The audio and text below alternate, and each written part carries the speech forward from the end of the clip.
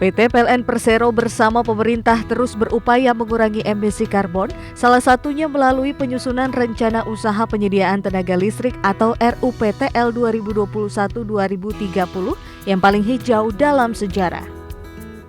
Membangun ekonomi hijau menjadi target global termasuk Indonesia. Perusahaan Listrik Negara atau PLN menerjemahkannya dalam penyusunan Rencana Usaha Penyediaan Tenaga Listrik dengan meningkatkan kapasitas pembangkit dari energi baru terbarukan sebesar 20,9 gigawatt. Kami memastikan bahwa kita fully committed untuk menurunkan emisi gas rumah kaca. Kenapa? Karena kita ingin memastikan bahwa generasi masa mendatang harus punya masa depan lebih baik daripada generasi saat ini.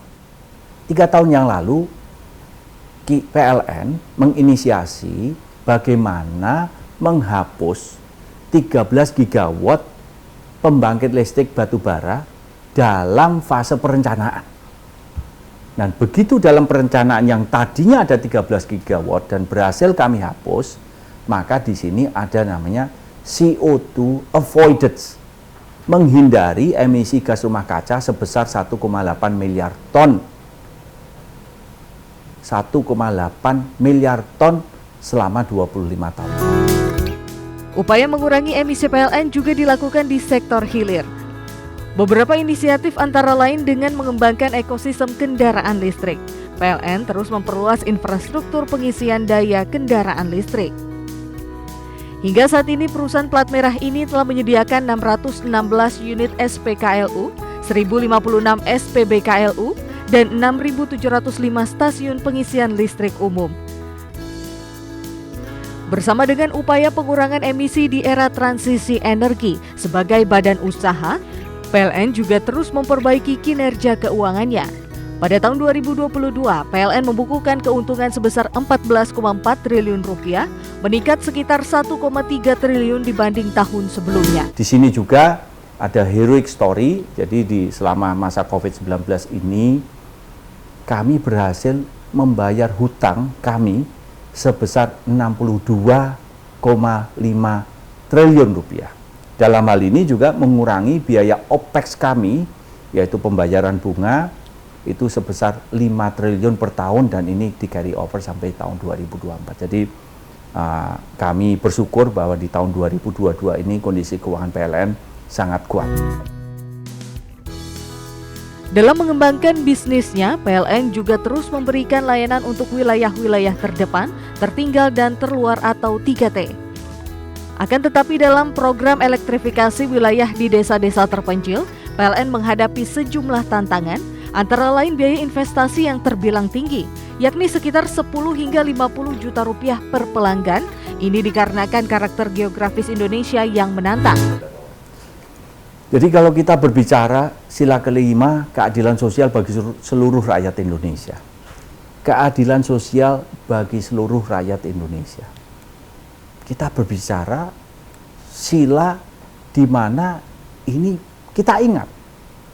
Tetapi apakah sila kelima ini hanya tertulis di atas kertas saja atau bisa kita operasionalisasi secara efektif di lapangan?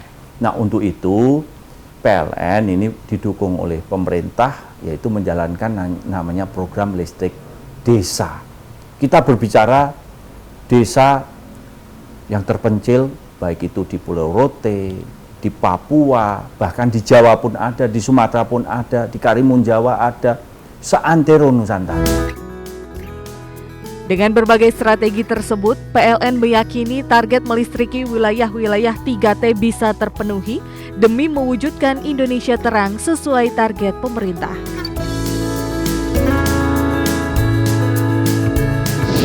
Nah, untuk itu kami melakukan banyak upaya. Pertama adalah electrifying lifestyle. Kami mendorong adanya misalnya penggunaan mobil listrik, kami mendorong penggunaan motor listrik, kami mendorong juga ada electrifying agriculture. Di sini misalnya penggilingan padi yang tadinya menggunakan mesin diesel dengan bahan bakar minyak, kita ubah juga menjadi dengan mesin listrik. Ternyata adanya efisiensi. Biaya untuk memproses padi per tonnya itu bisa turun sampai 60-70%. biaya energinya. Kemudian juga emisi karbonnya juga menjadi lebih rendah lagi.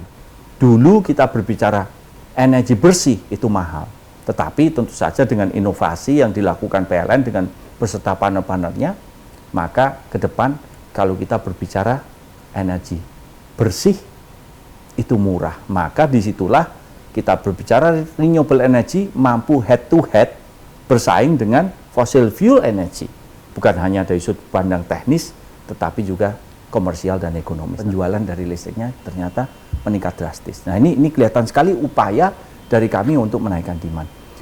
Tetapi juga kami melakukan upaya diskusi renegosiasi dengan independent power producer. Jadi kami menyampaikan apa adanya. Dulu pada waktu kita menandatangani kontraknya fair tetapi demand tidak tercapai, maka adanya take or pay. Untuk itu kami berusaha juga sharing the pain dengan para IPP ini, dan alhamdulillah ternyata mendapatkan dukungan luar biasa sehingga kami berhasil mengurangi take or pay sebesar 47 triliun rupiah.